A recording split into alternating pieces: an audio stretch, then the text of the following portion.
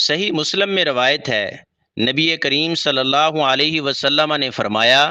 عاشورہ یعنی 10 محرم کے روزے کی میں اللہ سے امید رکھتا ہوں کہ اس سے گزشتہ سال کے گناہ معاف ہو جائیں گے۔ اس حدیث کا مفہوم ہے رمضان المبارک کے بعد صحیح مسلم کی ایک روایت میں ہے افضل روزے محرم کے روزے ہیں،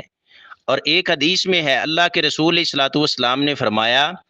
اگر میں آئندہ سال زندہ رہا تو 9 محرم کا روزہ رکھوں گا،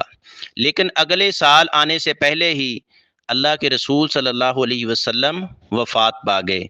اس حدیث کو بیان کرنے والے راوی سیدنا عبداللہ بن عباس رضی اللہ عنہما فرماتے ہیں، مصنف عبد الرزاق میں صحیح سند کے ساتھ ان کا یہ قول ہے، عبداللہ بن عباس رضی اللہ تعالیٰ عنہما اہل بیت کے عظیم چشم و چراغ، نبی کریم علیہ الصلوۃ والسلام کے چچا کے بیٹے اور عظیم صحابی مفسر قرآن ہیں۔